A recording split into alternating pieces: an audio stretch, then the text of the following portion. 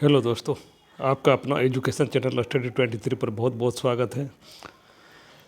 चलिए, निरंतर चलने वाली प्रश्नों की श्रृंखला में आज बहुत महत्वपूर्ण से प्रश्न जो कि एग्ज़ाम के दृष्टिकोण से बहुत महत्वपूर्ण होने वाला है, उसको देखने वाले हैं।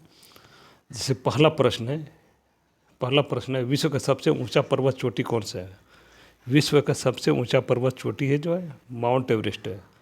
विश्व का सबसे ऊंचा पर्वत चोटी माउंट एवरेस्ट है। अगला प्रश्न, दूसरा प्रश्न है, विश्व के किस स्थल रूप को सभ्यता का पालना कहा जाता है? विश्व के किस स्थल रूप को सभ्यता का पालना कहा जाता है? ये मैदान को सभ्यता का पालना कहा जाता है। मैदान को सभ्यता का पालना कहा जाता है। अगला प्रश्न है, तीसरा प्रश्न है, डोलड्रम पेटी का विस्तार सामान्यतः कितना से कितना अक्षांश के बीच पाया जाता है? डोलड्रम पेटी का विस्तार सामान्यतः कितना से कितना अक्षांश के बीच पाया जाता है?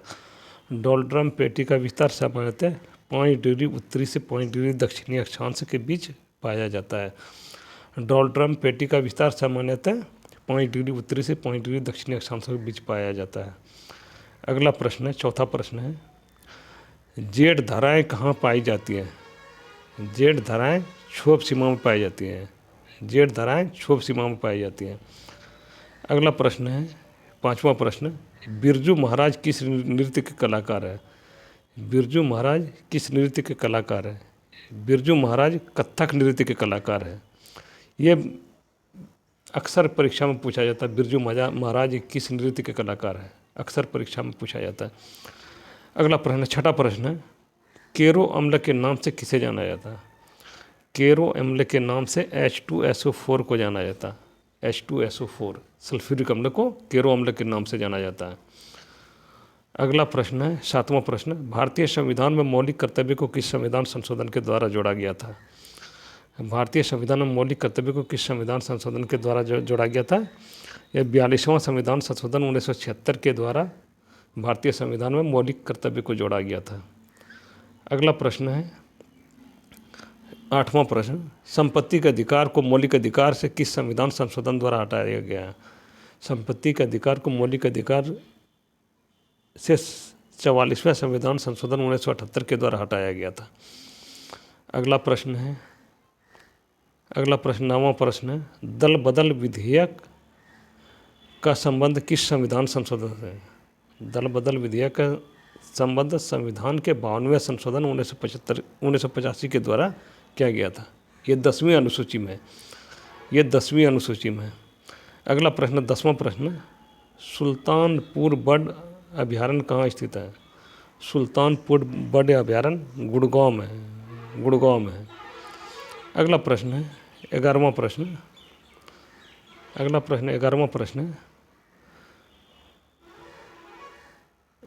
प्रश्न है, संविधान के किस अनुच्छेद के अंतर्गत भाषण व अभिव्यक्ति की स्वतंत्रता का अधिकार दिया गया है? संविधान के किस अनुच्छेद के अंतर्गत भाषण व अभिव्यक्ति की स्वतंत्रता का अधिकार दिया गया है? अनुच्छेद 19 के द्वारा भाषण व अभिव्यक्ति की स्वतंत्रता का अधिकार दिया गया है। भाषण और अभिव्यक्ति की स्वतंत्रता का अधिकार दिया गया है। अगला प्रश्न है, 12वां प्रश्न, रेगुलेटिंग एक्ट कब पारित किया गया था? रेगुलेटिंग एक्ट कब पारित किया गया? रेगुलेटिंग एक्ट 1773 ईस्वी में पारित किया गया था। अगला प्रश्न, 13वां प्रश्न, भूदान आंदोलन का प्रारंभ किसने किया था? भूदान आंदोलन का प्रारंभ किसने किया था? भूदान आंदोलन का प्रारंभ आचार्य विनोबा भावे के द्वारा किया गया था। आचार्य विनोबा भावे के द्वारा किया गया था। अगला प्रश्न है, 14वां प्रश्न, 27 दिसंबर 1911 ईस्वी को पहली बार जन गण मन कहाँ गाया गया था? 27 दिसंबर 1911 ईस्वी को पहली बार जन गण मन कोलकाता में गाया गया था। आप लोग कमेंट बताएंगे, इस समय भारतीय राष्ट्रीय कांग्रेस के अध्यक्ष कौन थे? अगला प्रश्न, 15वां प्रश्न, बंगाल विभाजन की घटना किस वायसराय के कार्यकाल में हुआ था? बंगाल विभाजन की घटना किस वायसराय के कार्यकाल में हुआ था? ये लॉर्ड कर्जन के कार्यकाल में हुआ था। बंगाल विभाजन की घटना किस वायसराय कार्यकाल में हुआ था? लॉर्ड कर्जन के कार्यकाल में हुआ था। 1905 ईस्वी में हुआ था बंगाल विभाजन की घटना। अगला प्रश्न 16वां प्रश्न, विश्व के सर्वाधिक सक्रिय ज्वालामुखी कौन सी है? विश्व की सर्वाधिक सक्रिय ज्वालामुखी किलायु है। विश्व की सर्वाधिक सक्रिय ज्वालामुखी किलायु है। अगला प्रश्न 17वां प्रश्न, सरिस्का रिजर्व जो बाघों के संरक्षण के लिए किस राज्य में स्थित है? सरिस्का रिजर्व, वो बाघों को, उसमें बाघों को संरक्षण दिया जाता है, वो राजस्थान राज्य में स्थित है। राजस्थान राज्य में स्थित है।